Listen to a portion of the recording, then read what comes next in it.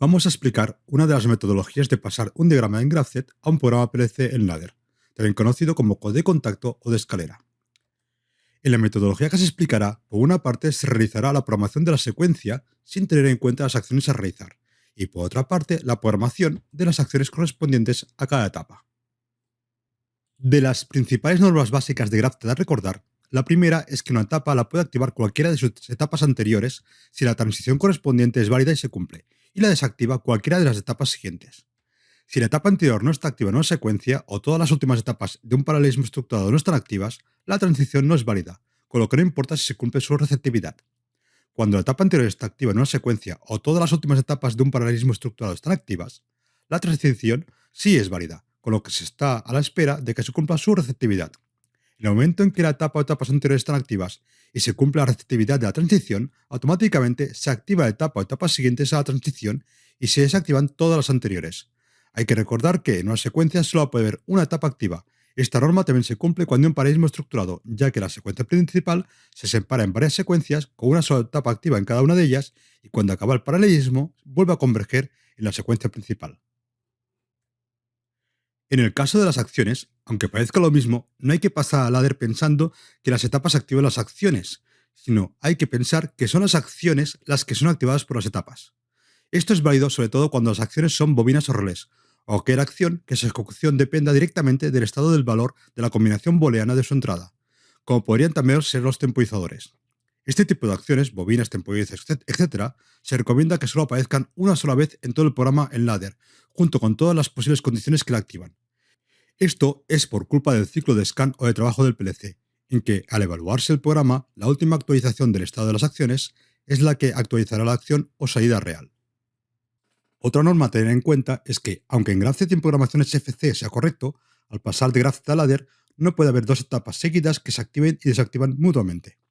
El problema pasar a Ladder es que en este caso, al ser la misma etapa la que activa que la etapa que desactiva, existe el conflicto en que cuando una condición está activa, la otra está desactivada, con lo que nunca podrá activarse la salida. Para solucionarlo, solo hay que añadir una etapa que no realice ninguna acción y que su transición se cumple siempre, con lo que automáticamente pasará a la siguiente etapa. Con esta etapa se consigue separar las otras etapas y que no se activen y desactivan mutuamente. Como primer ejemplo, vamos a realizar una secuencia simple, que corresponde al movimiento de un cilindro de simple efecto, que se activa por un pulsador y se indicará que se está moviendo mediante un indicador. En el Graph.zet de nivel 1 vemos el orden de la secuencia. En la etapa inicial, el cilindro está en reposo. Tras recibir la orden del operador, dejará de estar en reposo y avanzará el cilindro, mientras simultáneamente una luz indica el movimiento. Al llegar delante y detectar el fin de avance, se pondrá a retroceder, mientras se mantiene el indicador de movimiento. Al detectar que ha finalizado el retroceso, volverá a estar en reposo. En el Graph.zet nivel 2, que es necesario para pasar al ladder, necesitamos conocer qué entradas, salidas y el tipo que son, y sustituirlas por las diferentes acciones y receptividades del nivel 1. En la etapa inicial, la acción de reposo es no hacer nada. La receptividad de la transición de orden de operador corresponde a que esté el cilindro detrás con el sensor F0 y se pulse el pulsador P. En las acciones de la etapa 1, avanzar el cilindro A corresponde a activar la salida A y el indicador de la luz de movimiento activar la salida L. En la transición de fin de avance, la receptividad corresponde a detectar el final de carrera de delante F1. En la etapa 2, para la acción de retroceder el cilindro A, no es necesario hacer nada, ya que al ser un cilindro de simple efecto, con solo orden de avanzar, al no indicar que avance, retrocederá automáticamente, y la acción de la luz de movimiento hay que mantenerla activa activando la salida L. La receptividad de fin de retroceso corresponde a la detección del sensor de fin de carrera de detrás F0. Al volver a la etapa 0, al no tener ninguna acción, el cilindro avanzará y la luz indicadora de movimiento estará encendida. Ahora vamos a realizar el paso de Graph.zet a Ladder del Graph.zet nivel 2.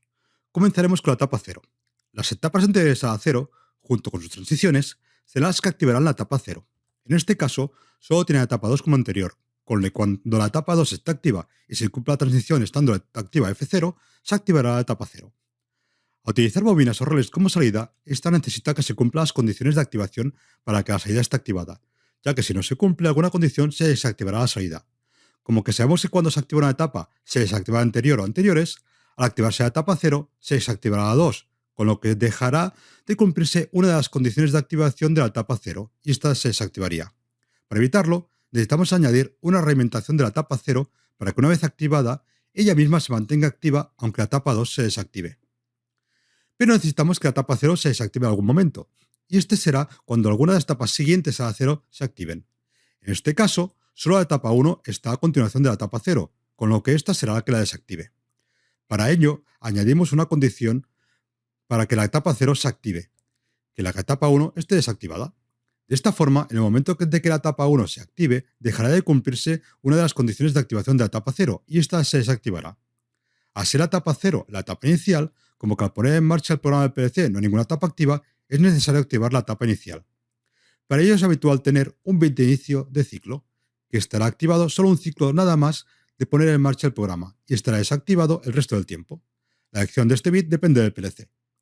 De forma similar para la etapa 1, la única etapa anterior es la etapa 0, con lo que cuando esté la etapa 0 activada y se cumpla la transición a activarse el pulsador y esté detectando el sensor de cilindro detrás, se activará la etapa 1. También se ha de cumplir de que la etapa 2, que es la siguiente, no esté activa para que se mantenga la etapa 1, y cuando se active la etapa 2, se desactive la 1. Además de añadir la realimentación de la etapa 1 para que ésta se mantenga activa cuando se desactive la anterior etapa 0. Igual para la etapa 2, que la activa el anterior estado 1 con el detector F1, la desactiva al siguiente estado 0 y se añade realimentación de la propia etapa 2. En el caso de las salidas, la acción A de avanzar no tiene problemas, ya que solo estará activa mientras esté la etapa 1 activa. Pero como la salida del indicador L ha de estar activado en las etapas 1 y 2, hay que programarlo pensando que el indicador L estará activo mientras la etapa 1 o la etapa 2 estén activas. En un graph con selección de secuencia, la secuencia varía en función de lo que ocurre en algunas etapas. La metodología para pasar al ladder sigue siendo la misma. Una etapa es activada por alguna de las anteriores cuando se cumplen las condiciones y es desactivada por alguna de las siguientes. En este ejemplo, a la etapa inicial no tiene ninguna anterior, con lo que solo el bit del primer ciclo la activará. La única etapa siguiente es la etapa 1, que es la que puede desactivarla. Finalmente, para que se mantenga activa, tras desactivarse el bit del primer ciclo, hay que añadir la realimentación.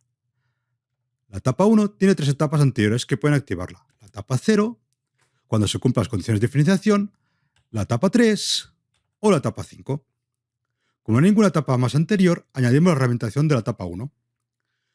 Finalmente, las etapas siguientes a la 1 que la desactivarán son la etapa 2 o la etapa 4, que se ponen negadas y en serie como condición de desactivación. Para la etapa 2, solo activa la anterior 1 con su transición y la desactiva la siguiente 3, además de realimentación para que se mantenga activa. La etapa 3 la activa la 2 y la desactiva la 1. La etapa 4 la activa la 1 y la desactiva la 5. Y la etapa 5 la activa la 4 y la desactiva la 1, todas con sus correspondientes realimentaciones. Vemos como la 1 es la que desactiva la 3 y la 5. Tan solo faltan las acciones. La acción AX solo activa la etapa 0. La acción AI está activada en la etapa 2, pero también en la etapa 5, siempre que se cumpla la condición de activación. La acción AZ es activada por las etapas 4 o 3 y el temporizador solo estará activo en la etapa 5. En el caso del paralelismo estructurado, la metodología para pasar al ladder sigue siendo la misma. Una etapa es activada por alguna de las anteriores cuando se cumplen las condiciones y es desactivada por alguna de las siguientes. La característica del paralelismo estructurado es que una etapa activa simultáneamente más de una etapa, provocando que aparezcan más de una secuencia a la vez, las cuales se ejecutan simultáneamente de forma asíncrona, que finalmente todas las secuencias volverán a juntarse en una sola etapa, la cual no se activará hasta que todas hayan finalizado. El inicio de la separación en varias secuencias se indica con una doble línea y el final también con una doble línea.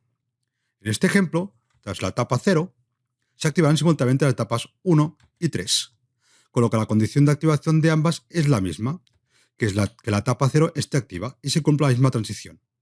En este caso, la condición de desactivación de la etapa 0 es que cualquiera de las siguientes etapas 1 o 3 estén activas. Cuando dos secuencias en que se ha separado el graph principal finalicen, se volverá a tener en cuenta la secuencia de graph con una sola etapa activa. Y esto sucederá cuando estén activas las etapas finales de cada secuencia del paralelismo, que en este caso son las etapas 2 y 4. Y cuando se cumpla la transición, activará la 5. Para el paso al ladder, implica que han de estar activas las etapas 2 y 4 además de la transición. La etapa 5 será la que desactive la 2 y la 4. Las acciones de salida no implican ninguna diferencia, ya que cada acción la activa a las correspondientes etapas y en este ejemplo no se repite ninguna acción en las varias etapas. Como alternativa al uso de bobinas, podemos utilizar las instrucciones set y reset para activar y desactivar las etapas.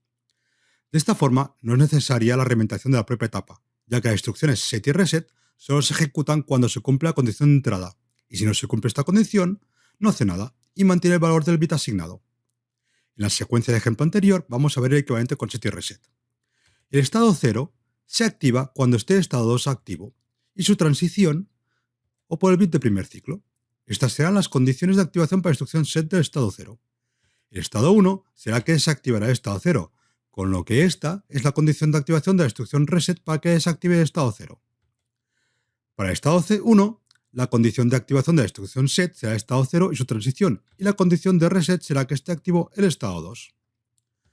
De forma análoga, para el estado 2, la condición de activación de la instrucción set será el estado 1 y su transición, y la condición del reset será que esté activo el estado 0. En el caso de las acciones no hay ninguna diferencia. Se podría también utilizar set y reset, pero no lo recomiendo, ya que además de añadir el set con la condición de las etapas que activan la acción, igual que con la bobina, habría que añadir el reset con las siguientes etapas que desactivarían las acciones. Vemos el mismo ejemplo anterior de la sección de secuencia, pero con set y reset. Como la etapa 0 no tiene ninguna acción que la active anterior, y es la inicial, solo el bit indicador del primer ciclo activaría el set de la etapa 0. La siguiente etapa 0, que es la 1, con lo que la etapa 1 es la condición de activación del reset de la etapa 0 para que ésta se desactive. Para la instrucción set que activaría la etapa 1, las condiciones serían las etapas anteriores con sus transiciones, que en este caso serían la etapa 0, la etapa 3 y la etapa 5. La condición para la desactivación de la etapa 1 sería en la etapa 2 o la etapa 4, que son las etapas siguientes a la 1. Para el resto de etapas, como siempre, la misma metodología. Las activan cualquiera de las etapas anteriores con sus transiciones y las desactivan las siguientes. Vemos la etapa 2, la etapa 3, la etapa 4 y la etapa 5. En el caso de las acciones, normalmente la recomendación es utilizar bobinas, ya que como las acciones dependen directamente de las etapas, al desactivarse las etapas, las acciones se desactivarían. En caso de querer utilizar set y reset, hay que tener en cuenta que la etapa que corresponda activa la acción, pero las siguientes etapas han de desactivarlas. En los casos de las acciones que no implica activar bits directamente, como los temporizadores, se asigna directamente la acción de la etapa correspondiente.